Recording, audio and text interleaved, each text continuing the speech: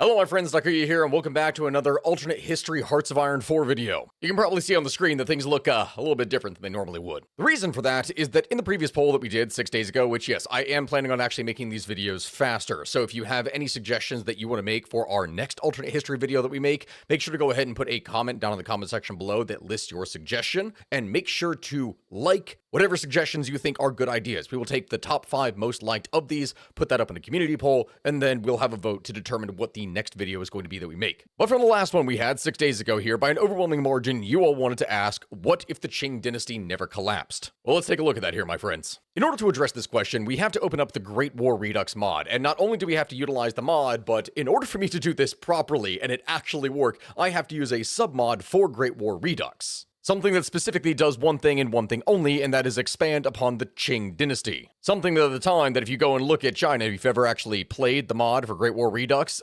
this very quickly turns into all hell as you have a revolution followed by the warlord period that completely breaks the country apart. This is something that would go all the way until 1936 when you see things in the base Hoi 4, in which you have varying different warlord factions that temporarily unite in order to be able to fight against the Japanese. The base game of Great War Redux, which is highly restrictive, though it does have a unique tree for Great Qing, it is next to impossible in order to do the actual things that we want to do of answering the question of what if the Great Qing did not collapse? Because this scenario starts in 1910 and it collapses in 1911, literally within a year. The mod just really does not allow us to prevent that. The whole thing is kind of broken. So in order to get this thing to actually work, we need to use the reworked Qing mod here, which is, it takes the base tree, which is small, and it makes it very, very extensive, as you all are going to see, to the point that I'm even going to have trouble trying to go through this while simultaneously telling the story that I want. But it's going to present us with a lot of options. Experience the century of humiliation.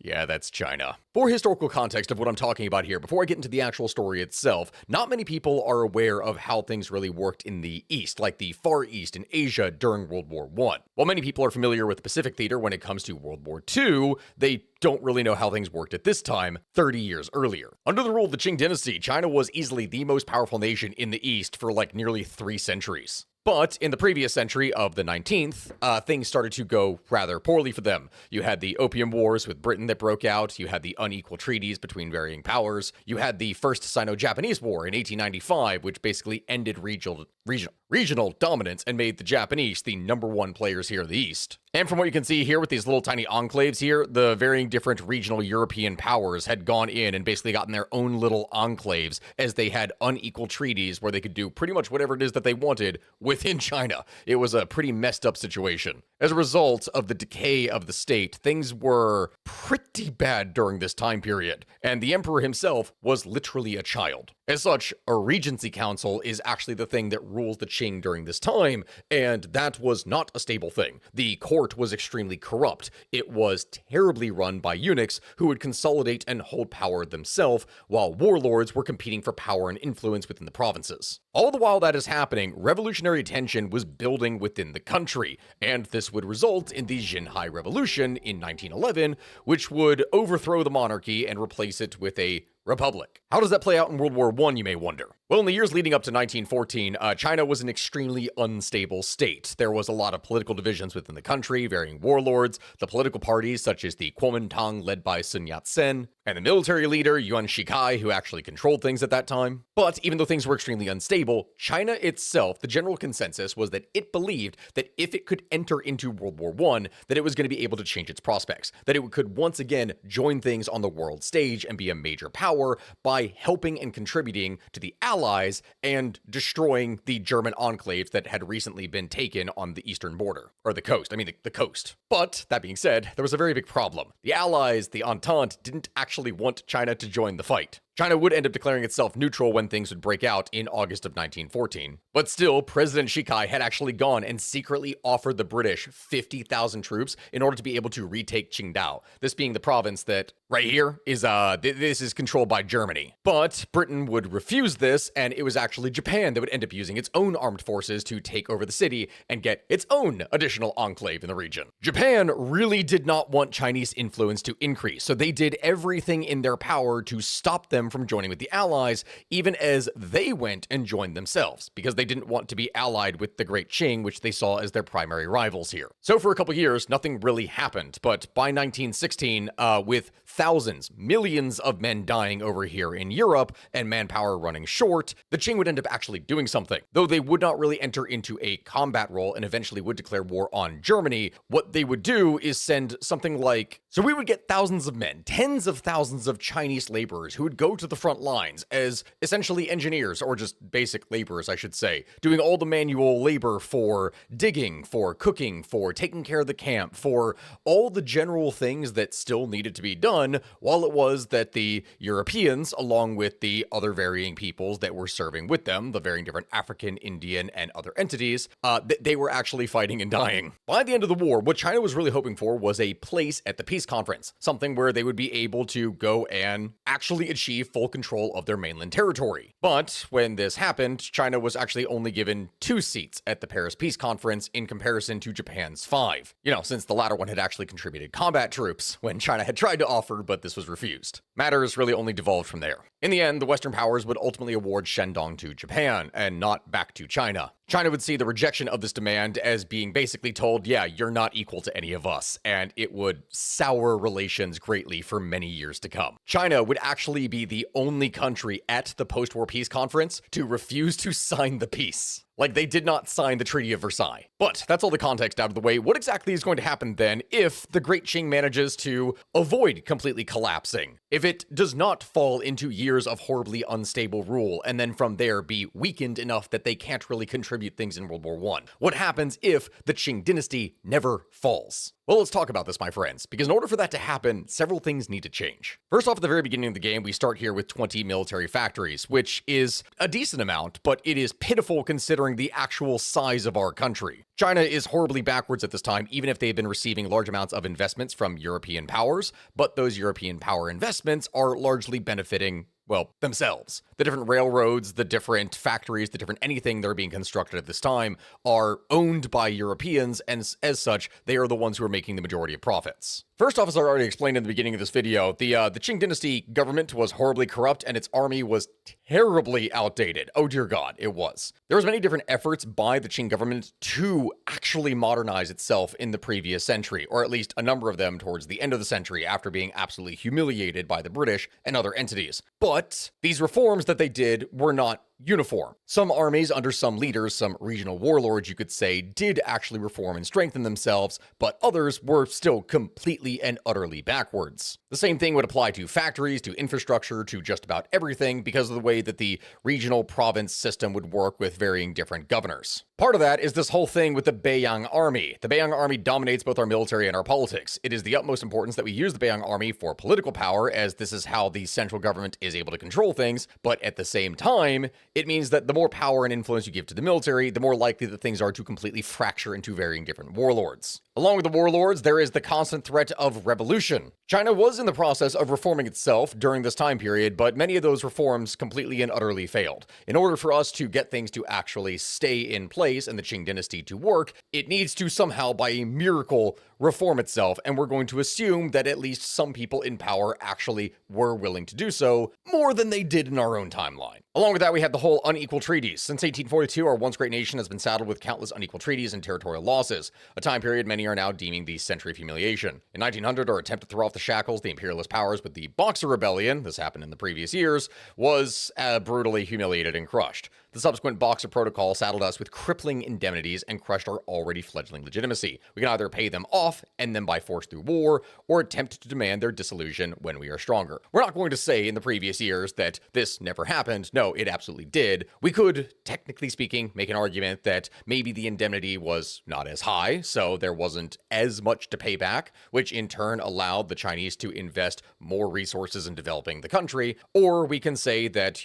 varying different European powers actually decided to invest more in China, which gave it more ability to make money, and from that was able to actually pay its debts. Combined with that, we have the whole governor issue. Since the Han governors of the South unprecedentedly refused to obey us during the 1900 Boxer Rebellion, forming the Mutual Protection of Southeast China to avoid foreign occupation, Southern Han governors have only grown more brazen in defiance to the central government. Yes, for those who are not familiar, the Manchu elite, which is actually a minority, are the ones who control the entirety of China, and the Han population does not like this. When the Xinhai Revolution broke out, the government could have actually crushed it pretty quickly, but ultimately varying different warlords, regional governors, and others would side with the revolution, and from there, join to take over the government. We will need to make sure that this does not happen. In order for that to happen, a couple things are going to need to take place. We will assume from this that China has a slightly larger industry than they did in our own timeline. Maybe from more investments, more things, maybe from lighter indemnities that could have been given to them after the whole Boxer Rebellion,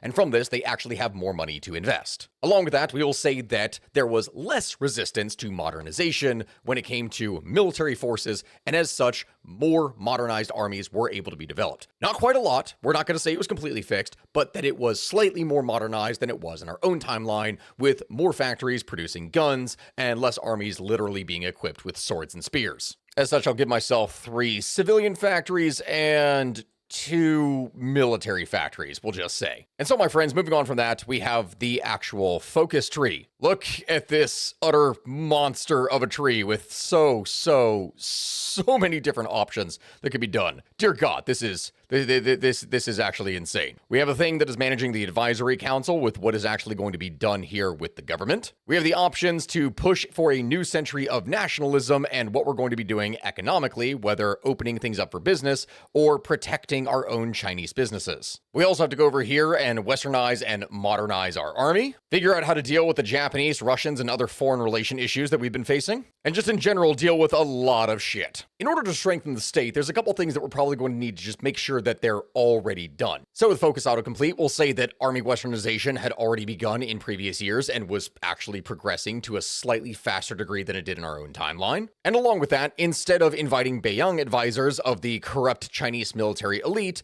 we will instead say that more European influence was here in order to be able to modernize the country. From this, we will say that the Chinese were actually more prepared for the revolution. A revolution is coming, and everyone knows it. We must raise morale and gather weapons for this inevitable battle. From this, the country would actually strengthen itself in preparation. As for what would happen with the advisory council, with the recent death of Cixi and the ascension of Zhuantong Emperor, we need to have a capable advisory council consisting of the nation's best minds who will solve our nation's many issues. Which, yes, that literal baby there, that is the ruler of the country. In 1906, we began the process of implementing a constitution. Because the conditions were not suitable for the constitution's implementation yet, we began a process of preparative constitutionalism. As such, we plan to form an advisory council that will act as a political consultative assembly, a PCA. The elections occurred in 1909, and the PCA will begin in October of 1910. Still, all actions are subject to veto by the emperor alone. You have the option of then adopting reform only as it is necessary, or you have the option of being proactive in trying to adopt reforms. A historical choice is that the Qing only wanted to adopt as many reforms as was actually necessary. Arguably, the only way that China can survive during this time is by proactively adopting reforms, so that is what we are going to say. Maybe they don't do it, completely over the top, but they do it more than they did in our own timeline, which allows us to then host the National Assembly of 1910. The cure to the aging empire, the minds of the new. They hate us, that is true, but what if they loved us? And what is us but China itself? Many brilliant reformers shall be rallied to the Manchu court in support of the large period of reforms to better the health of the empire. May the heavens bless us during these ages. The 1910 National Assembly was the first assembly of the PCA and consists of 98 elected representatives and 100 appointed by the emperor. Despite this, most members of the assembly, elected or appointed, are reform-minded. Many components of this assembly are unprecedented, such as the average age of representatives being under the age of 45, and the ability of the PCA to impeach high-ranking officials for corruption, even including those within the emperor's Grand Council. It presents us with 3 options. We look forward to their advice for a better and reformed China, which is the historical choice, the imperial court making sure that they still have the power to veto it, and then also from that, just trying to limit the court itself. We are going to assume from this that just as in our own timeline, the government's hands were tied, that they had to pretty much allow the court to reform things as it is that it saw fit, and that even then, the government maybe in this time has less power-hungry and corrupt eunuchs who actually then want to try and reform things a little bit. Now at this point, it brings up what to exactly do about foreigners. Well, there is something that does need to be done here, and it's going to be a bit of a mixed bag. You have the option of either appeasing the colonialists or focusing on independent recovery. Between the two of these, appeasing the colonialists is probably something that the Chinese court would be forced to do. At least it was from our own timeline, even if it greatly angered our own population. Independent recovery is something that arguably, if we were going to strengthen the Qing state and keep them around, then this is what we should go for. But historically speaking, realistically speaking, this is probably not likely. The Chinese government needs money. It needs to be able to reform itself. And so as much as I would want to do independent recovery in order to keep things active here and actually develop the country this way, appeasing the colonialists is really the only viable option historically to get the money necessary to make said reforms possible. Still though, it is a new century of nationalism. The question of whether or not to stifle the national conscience or to fan the flames of nationalism, this is the final question that we're going to answer before we really begin. In previous decades, historically, the government had fanned the flames of nationalism. That was the whole thing with the Boxer Rebellion.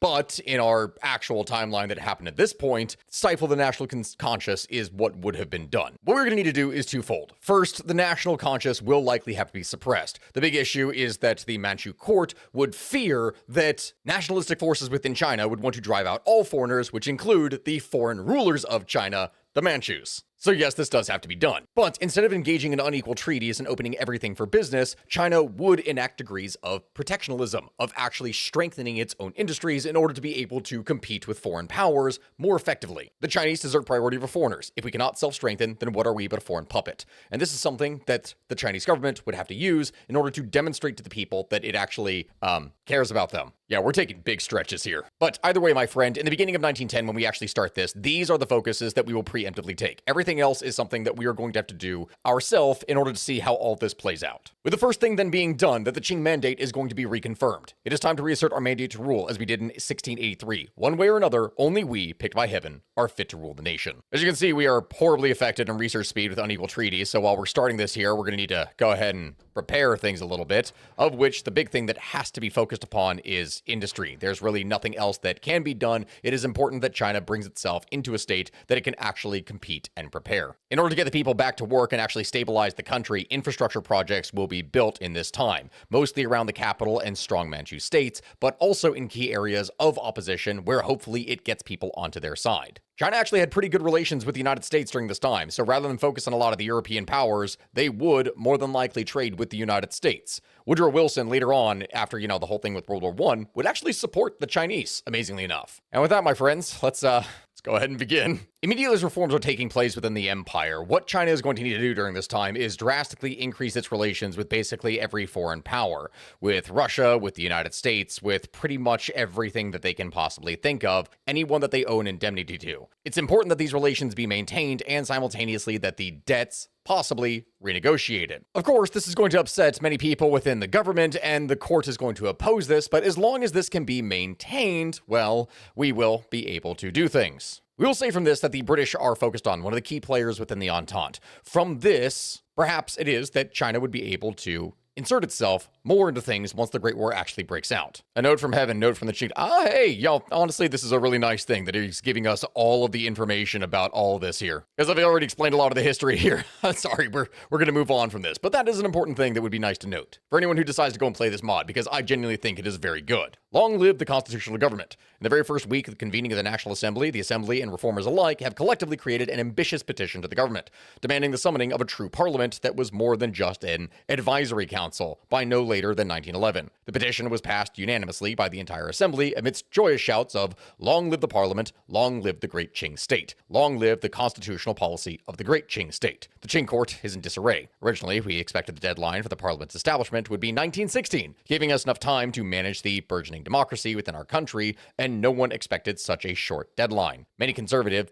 princes are completely outraged. Perhaps the Advisory Council, looking at the example of the reformist Guangxu Emperor, has expected that Zaifeng, his brother, would be an ambitious reforming regent. Majority of governors are on board with the petition, eagerly looking at our court to prove its worth and assure their confidence in its progress. Several governors cite the case of the fall of the Ming Dynasty only 300 years earlier, whose emperor's caution had doomed the dynasty, and urged the regent to accept the petition. However, a few conservative officials, including Shang Shou, Zhao Erun, and Shan Jian, have refused to support the petition. Chen Guilong, governor of Jili, has suggested a compromise. Instead of 1911, the parliamentary establishment will be moved to 1913. The petitioners will not be happy with the compromise, however, but it may be enough to keep at least some of our legitimacy. As I said from the beginning of this video, we are going to say that the government was more reform-minded, that they were willing to go along with things in order to avoid possibly an uprising. So that is exactly what it is that we're going to do. Long live the parliament, long live the Constitution, which severely angers our population. The whole thing for that is that we have to go down here to invite reformers, then education reform, and after that get down here to establish parliament. Despite that, we still will reaffirm our mandate. In order to do so, we're presented with two kinds of options. We can either go and focus on getting rid of the Republican nonsense within the country, which is something that would launch the Tongmenghui strategy, or we can focus on spreading pro-imperial propaganda, not cracking down as hard, and then from there specifically garner the people's love of the imperial court, which is something that is, I mean, it's very unlikely, but we have to assume from this that by actually going along more with the reforms, that pro-imperial propaganda will actually be easier to spread, and that people will like the monarchy more, at least among the reformers. So we are going to focus on asserting the Qing mandate, and from that, we are then able to launch the 4,000-year system and restore confidence within the government. That, my friends, is the big thing. The thing that the Qing court is going to have to do during this time is restore confidence of the people, of the governors, of everything in the government itself. It has to be done. So more effort will be spent in specifically doing this. Formation of the new Chinese consortium. The four-power consortium has now organized after an agreement to include the US in the trio. After months of internal bickering, the four nations and their representative banks have united to begin loaning to our country. The four powers are now the British and Chinese corporation, Deutsche Asiatische Bank, Bank into China, and JP Morgan. This could be a good thing, allowing us to secure more organized and larger loans in the future, but we must be wary of the foreigners who have so long exploited us. It would not be surprising if these bank using the power of the backing of the four majors to force us to sign unequal terms. Yes. 4,000-year system. Dynasties have ruled China since the dawn of time. We must spread and, more importantly, prevent the disintegration of the idea that an uncertain future is worse than a stable dynasty. Yes. Along with that, we will say that the varying different foreign investments and bribes and things that were given within the country from foreigners for their, investments, that these things were in turn able to be used to not only develop the country, but simultaneously things like bribe the Manchu nobility. This would in turn allow the court to actually function more. After these bribes take place, varying different reformers would be invited into the country. In 1898, the 100-day reform was crushed by a reactionary coup, which ended attempts at reform.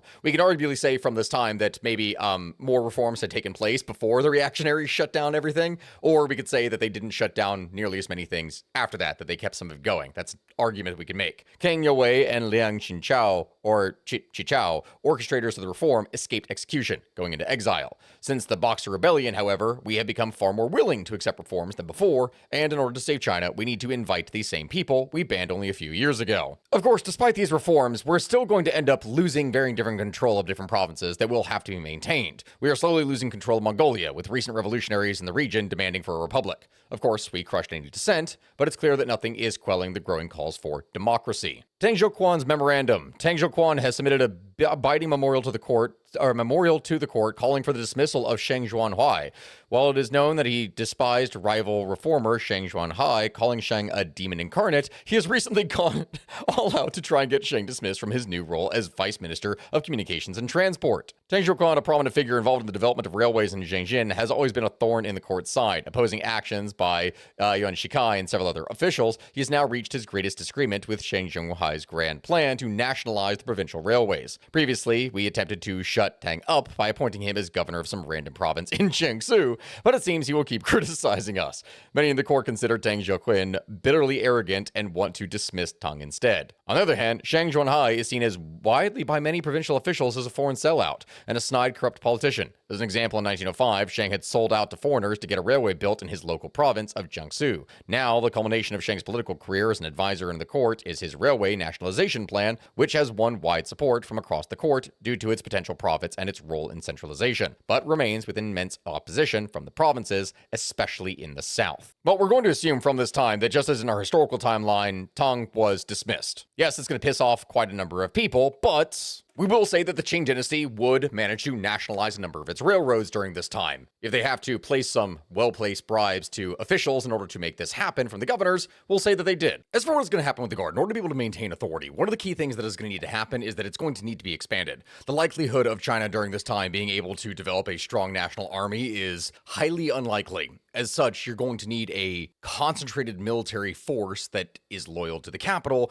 and from that, you're going to have to be able to open yourself up to some reform. So we're going to permit all ethnicities, but there's not going to be a limitation to the actual size of the imperial force, so to speak. Naturally, the likelihood of the state being able to centralize itself and control everything is impossible. We're not even going to entertain the idea. It's fun to do in the game, but no. The only real thing that you can hope to do is maintain regional authority and actually still have more governors that are loyal to the empire versus, their own desires like the warlords. With this imperial propaganda and simultaneously massive amounts of reform are going to take place within the country, even as more violent leaders are subsequently arrested. As the PCA then moves to impeach the Grand Council as time moves on, one of the things that would happen here is that historically, this would be refused by the imperial court. No, they would not allow this to happen. But we will say, in this case, that some efforts were made to please both sides. From this, at least some more reforms happened, while simultaneously not pissing off every single person. Well, to a degree, they were pissed off, but not in the level that they were historically. Along with that, plans would have to be made for exactly what to do with the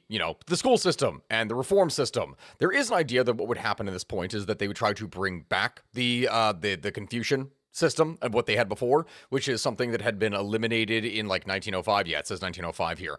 But the likelihood of that happening is ridiculously low. Even with the government having more authority in this time, this was a system that was extremely unpopular for your everyday average person. And that is not something that they would probably want to rock the boat with. As time goes on and more reforms take place, the government is actually able to crack down upon weakening sentiments, or rather, I guess, the weakening sentiments of rebelliousness around the country. I guess, if they're smarter about things. From this and infiltrating organizations, perhaps it is that they would be able to crack down upon secret societies and knock out threats to the regime. With this, my friends, Western institutions are able to be expanded, giving us a research slot. And oh my god, I've been doing this forever here with how many things I have to process. With all these efforts over time, we will assume that by late 1911, maybe going into 1912, that the movement specifically against the Qing government begins to fracture. The Tonghui is fracturing. Failure after failure has led to immense unrest internally within the Tonghui. For over 10 years, they, a patchwork of all sorts of anti-monarchist forces, were led by Sun Yat-sen and have launched several uprisings, each crushed and resulting in many prominent Tonghui revolutionaries being killed. Recent failures have led to a complete breakdown in the Tonghui, with multiple anti-Sun factions emerging and stalling any revolutionary activity, criticizing Sun for wasting men, time, and resources. The divides will soon heal, as the greater goal of overthrowing the Qing unites them once again like it did in 1894, but this has certainly weakened the Tonghui. Yes, indeed. Is any of this actually realistic? No, I've had to cheat heavily in order to make any of this possible. You can very clearly see that up here. Of course, with the strengthening of the government, Mongolia is going to have to be dealt with. Crackdowns would occur, and unlike more populated cities that you'd see in China, Mongolia would not actually be able to resist. Still though, reform would take place, and an imperial cabinet be formed, around which we would largely focus likely on, well, a cabinet that would have to reflect the people. Yes, the Manchus are still going to dominate, but it's going to need to incorporate more peoples in order to keep things stable. A question, of course, is naturally going to come up during this time as to what exactly to do about land redistribution, or redistribution. Currently, much land in China is not owned by the peasants. While not a critical situation, the issue has become a center point of the Tonghui. Dear God, I can't even say any of the names anymore. Part of the reasons to rebel, saying that as soon as they take power, land will be redistributed to the peasants. This has lended much support to the Tonghui among our populace. If we steal their idea and do it ourselves, that will take away a major talking point. Now, unfortunately for us, there's really only three options that we have here. There is no need to redistribute or begin the redistribution, rather than what would likely happen, which is smaller increments of redistribution, that there would be minor reforms, token things that would be done specifically to provide land to landless peasants. So for that, we will just say begin the redistribution, because only some stuff is going to be done. And with this, the Qing dynasty, likely in 1912 or going into 1913,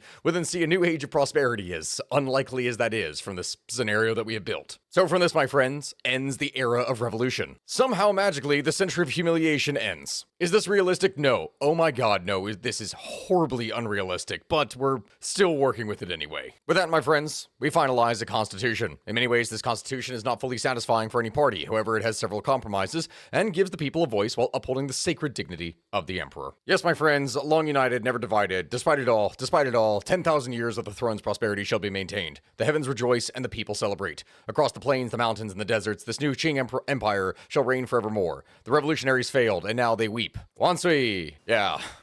God, doing a dedicated mod like this may have been a mistake for the purpose of telling a story, because I can't even keep track of, 80% of what it is that I am doing. The question at this point, should the Qing maintain power, what exactly is going to really happen? The reforms that have taken place over the years have most certainly strengthened the state, but simultaneously, there's a number of other issues as well, such as the uprising varying different groups of minorities, which sounds wrong to say here right now, but that is a constant threat that the Chinese are going to face. Just because it is that we have fixed things so that it's not going to devolve into revolution by Republican Chinese nationalists, that does not mean that the Mongolians, that the people of Tibet, that all of the varying different ethnicities are not going to try to rise up against the Qing state themselves for any number of varying reasons. There is still going to be a lot of destabilization within society. So yeah, we still have the Second Hui Uprising. The rumors have long reached our court have come true. Our western territories, tired of Manchu rule and long yearning for independence, have many times rebelled against our government. This time, however, they've jointly declared independence and are now actively rebelling against us. Yeah,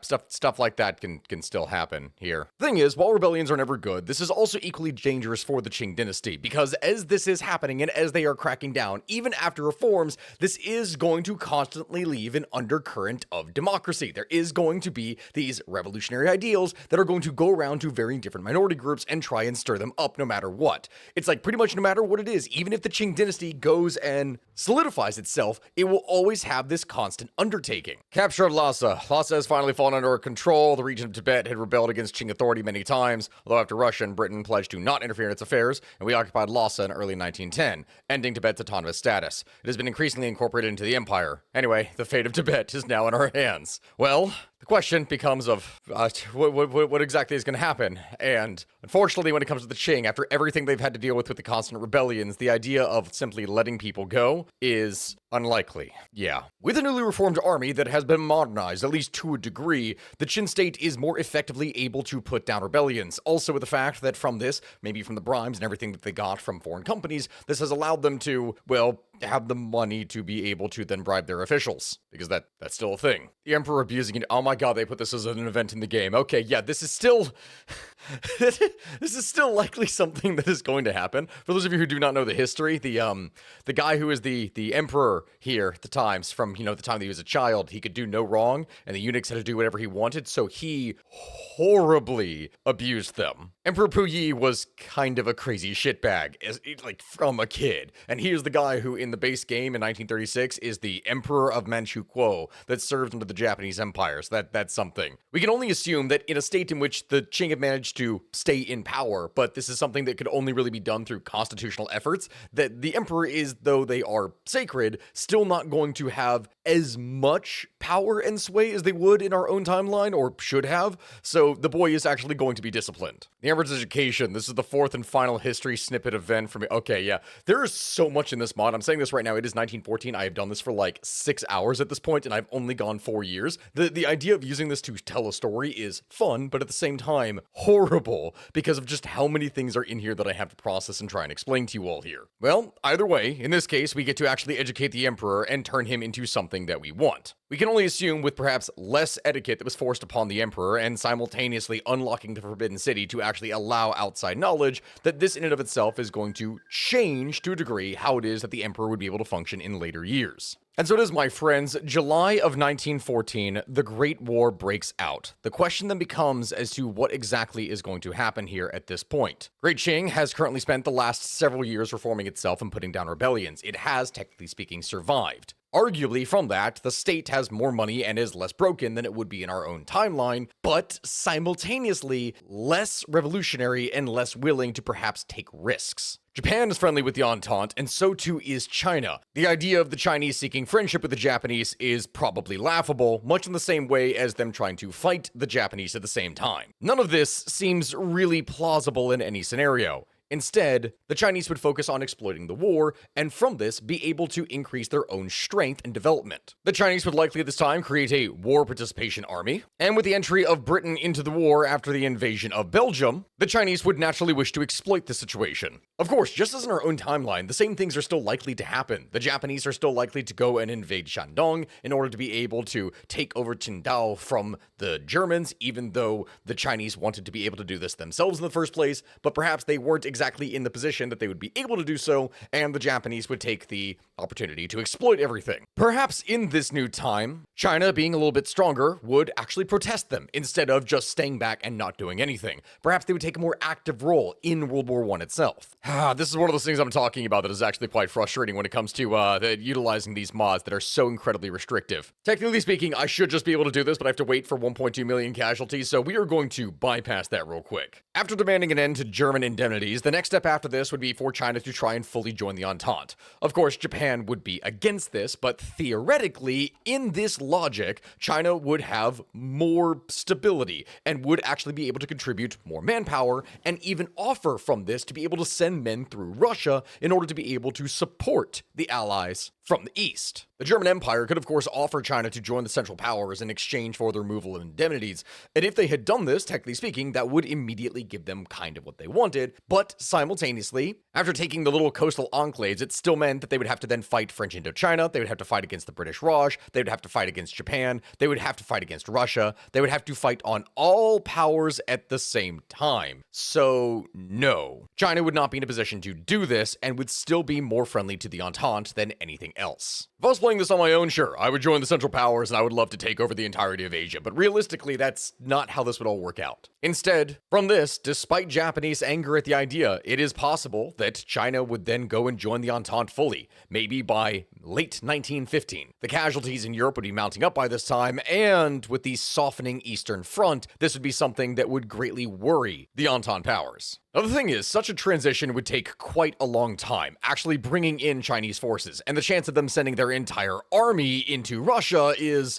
unlikely. Defense will still need to be maintained, and the Great Qing Empire is still something that, is going to have a lot of internal issues. However, instead of the 50,000 men that were initially proposed, there is a decent chance that they could send 200,000, perhaps maybe even more. And a force of that size being sent to the front line in order to reinforce Russian positions would be invaluable. The fighting on the Eastern Front was not nearly as static as what you would see on the Western Front, and as such, with less trenches, this means that Chinese forces would be put into a battle in which they likely had significantly less protection, less development, less better armament, less pretty much everything. However, they would be able to serve on the front line as meat, you could say. Now, one of the questions that may happen at this time is that there's a very real chance that in exchange for supporting the Russians may be inclined to give back at least some of the territory that they had prior. It is time to reclaim our rightful borders. As all of this is happening, the Qing are still probably going to, do the Qing do best, and there is still going to be large degrees of corruption. With the needs of the military outweighing the needs of the peasantry at this point, despite the,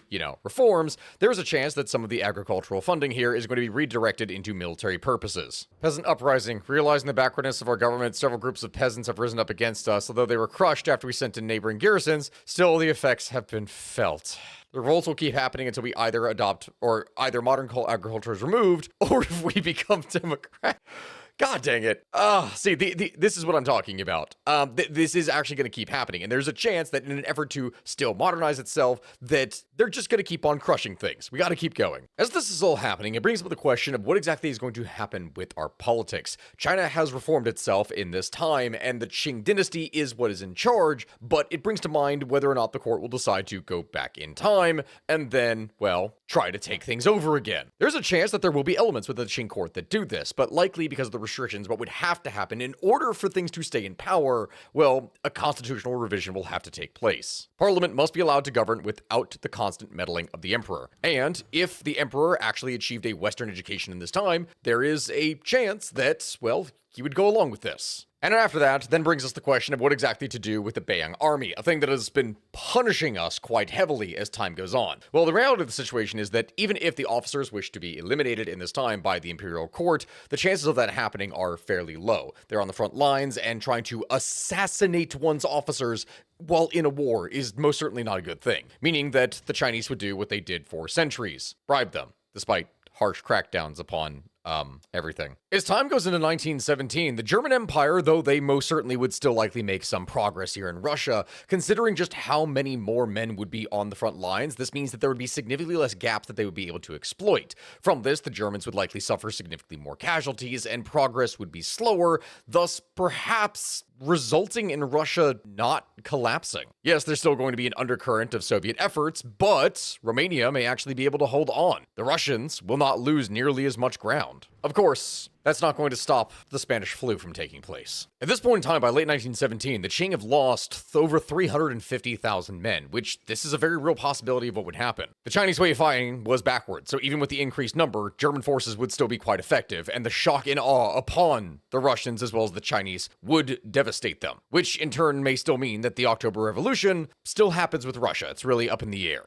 With increased support in Chinese troops, who most certainly do not like communists, this means that increased garrison forces would likely be able to aid the Russians in putting down any communist uprisings. There is a decent chance that some efforts are still going to take place, strikes in cities, etc., but with increased Chinese troops and laborers and other things around, this means that they will be able to stop this. Through the war over the conflict, finally it is then that the Qing state would be able to secure itself. Well, at least while it is that the army is fighting off in Europe. The funny part about all this is that all of the varying different men who were going to be fighting and dying, the hundreds of thousands, this would instill a sense of horror in them, and then simultaneously give them ideas. Yes, they would be fighting in Russia at this point, which means that you're not going to have nearly as many autocratic forces that they're going to be exposed to, but all those varying different police forces and entities that would be helping to suppress communists, there's a decent chance that those ideals are actually going to spread within China after this. Eventually it is, with Russia still technically in the fight, but now under a democratic republic that is facing a split, the Central Powers would lose. The Entente would be victorious. Victory against the imperialists. Our nation will never fall to foreign powers again. China,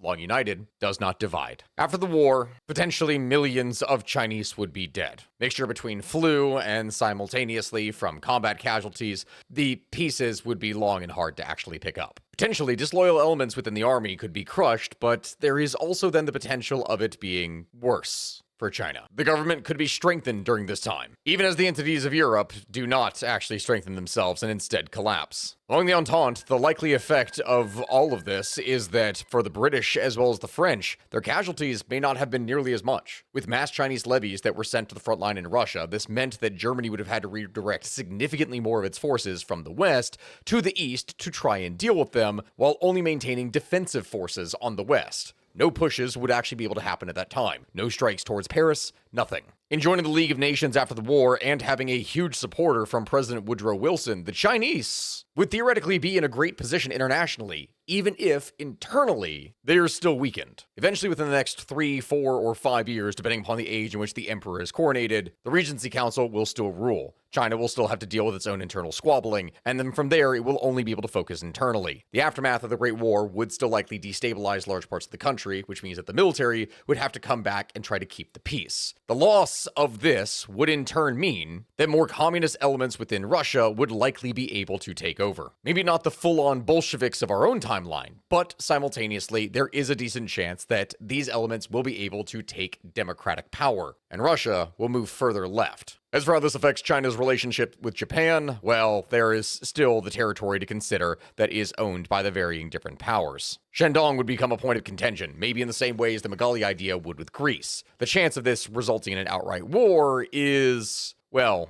likely at some point, but probably not immediately after. Hundreds of thousands, millions of Chinese would have died over the course of the conflict protecting the Russians, which means that they would need time to rebuild, to strengthen themselves. A war probably would not break out with Japan until going into the mid-1920s, but this is a war in which the Chinese would potentially be significantly better prepared than they were in our own time. Overall, is it a stronger Chinese state? Yes, it absolutely is. And potentially the Qing dynasty from that would be able to last for many more years to come until internal revolts would gradually, well, destroy it. Maybe even perhaps it would collapse in the 1930s with the Great Depression. But at that point, we are just spinning off into any number of directions, and I can't quite verify what exactly would happen. Even then, the scenario that we built here today is something that is ridiculously unlikely. I mean, with the amount of times that we had to cheat in order to make anything happen, considering how unrealistic this is, well, does actually kind of bother me. But the mod is extremely restrictive, so we have to go and actually do that to make anything happen. My friends, this has been Sakuya with another alternate history video. Please make sure to go ahead and like, comment, subscribe. Let me know in the comment section below what it is that we should do next.